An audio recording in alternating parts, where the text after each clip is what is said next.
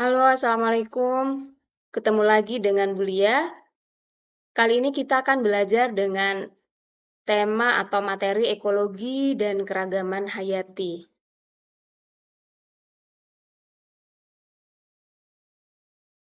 Tujuan pembelajaran kita adalah yang pertama, memahami konsep dasar lingkungan, komponen ekosistem, dan interaksi antar organisme. Yang kedua, menjelaskan pengaruh lingkungan terhadap adaptasi dan distribusi organisme.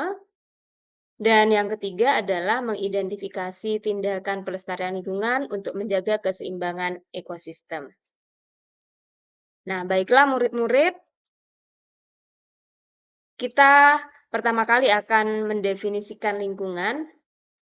Lingkungan adalah segala sesuatu yang berada di sekitar makhluk hidup yang memengaruhi kehidupannya, baik secara langsung maupun tidak langsung. Dan lingkungan ini terdiri atas dua komponen utama, yakni komponen abiotik dan komponen biotik.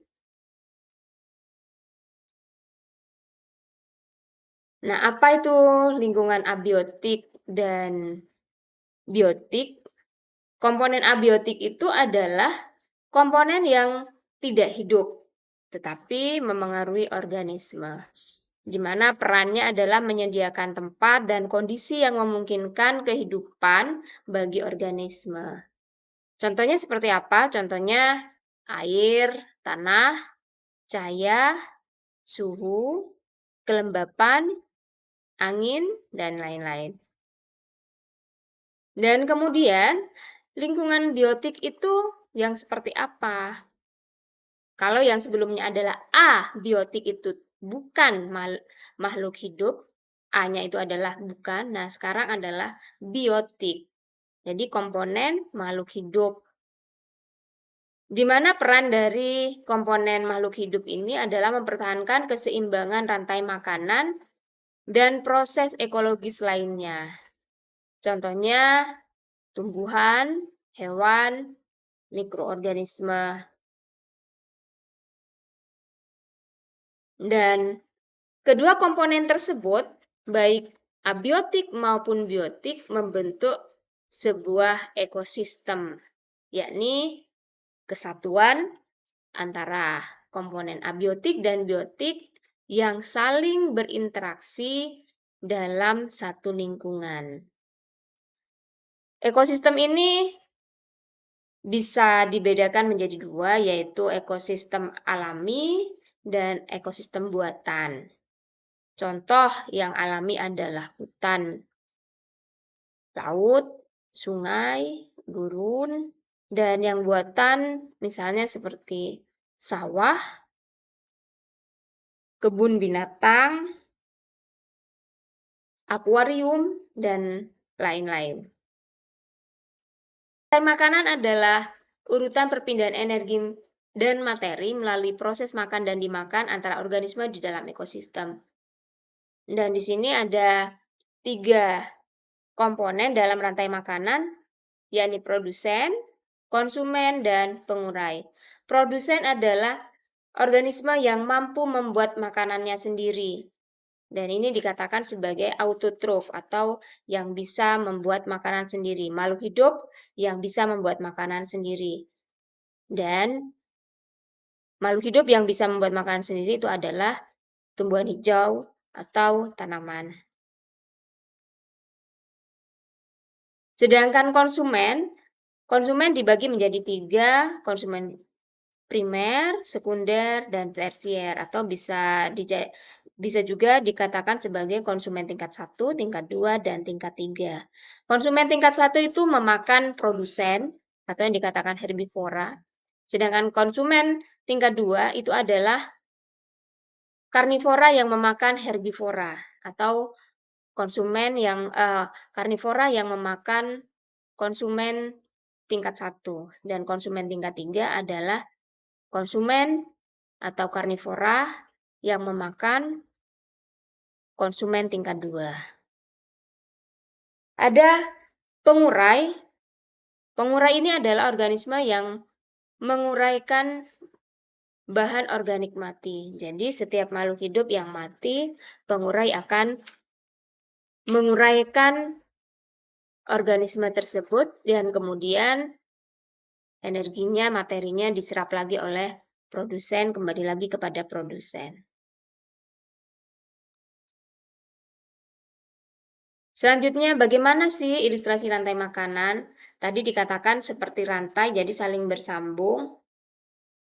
Contohnya, produsen dimakan oleh konsumen, dan konsumen nantinya berakhir pada pengurai. Nah, di sini digambarkan dengan produsennya adalah rumput. Rumput dimakan oleh kelinci sebagai konsumen primer, kemudian kelinci dimakan oleh konsumen sekunder yaitu ular, dan ular dimakan oleh elang sebagai konsumen puncak. Dan ketika elang itu mati akan diuraikan oleh bakteri maupun jamur. Dan ini komponen-komponen yang diuraikan tersebut kemudian kembali lagi kepada rumput. Diserap energinya oleh rumput. Begitu seterusnya.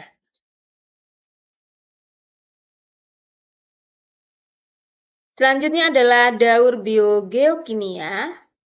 Daur biogeokimia adalah proses siklus yang mengatur perpindahan unsur kimia penting seperti karbon, nitrogen, fosfor, dan air antara komponen abiotik dan biotik dalam ekosistem. Jenis-jenis daur biogeokimia yang pertama adalah daur karbon, daur nitrogen, daur fosfor, dan terakhir adalah daur air. Ini daur biogeokimia ini yang mengatur perpindahan unsur kimia penting dalam bumi ini.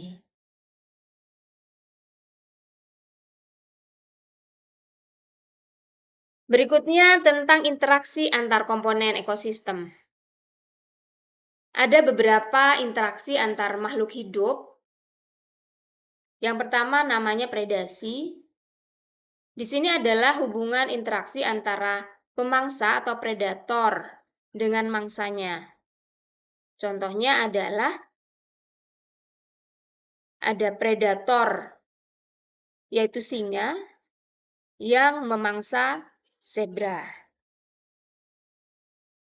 Yang kedua adalah interaksi yang dikatakan sebagai kompetisi.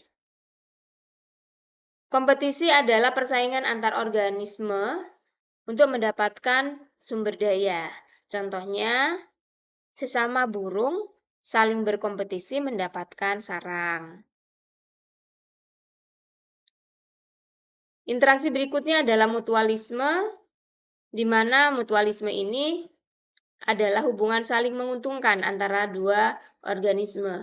Di sini dicontohkan antara lebah yang menghisap madu dari nektar bunga, sedangkan bunga sendiri diuntungkan karena dia dibantu dalam penyerbukannya.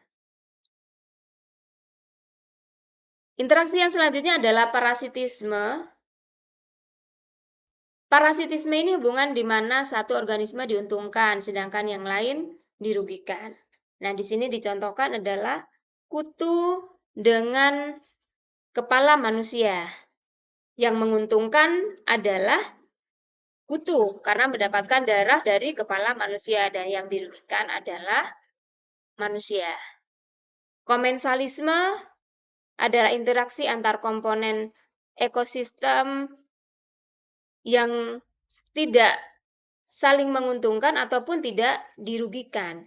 Jadi di sini hubungannya netral, meskipun di situ ada interaksi. Contohnya adalah anggrek yang menempel pada pohon induknya, di mana anggrek tidak mengambil makanan dari induknya.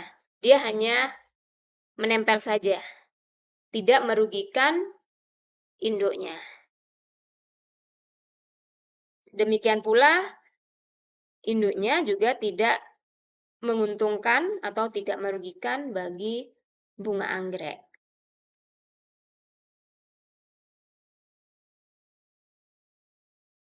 Dan murid-murid, bagaimanakah pengaruh manusia terhadap ekosistem? Ternyata manusia bisa berdampak terhadap ekosistem. Kegiatan-kegiatan manusia berdampak terhadap ekosistem. Di antaranya pada bidang pertanian dan produksi pangan, di mana dengan pembukaan lahan yang besar-besaran, di sana banyak ekosistem yang berubah. Kemudian penggunaan pestisida akan mencemari lingkungan. Monokultur menurunkan keanekaragaman hayati. Terhadap kerusakan habitat, tindakan manusia dalam penebangan kayu untuk pemukiman bisa merusak ekosistem hutan. Demikian pula tentang fragmentasi habitat sangat mengganggu ekosistem. Pengaruh yang selanjutnya, kegiatan-kegiatan atau tindakan-tindakan manusia ini bisa menjadikan polusi yang berpengaruh terhadap ekosistem, di mana ada polusi udara, air, dan polusi tanah.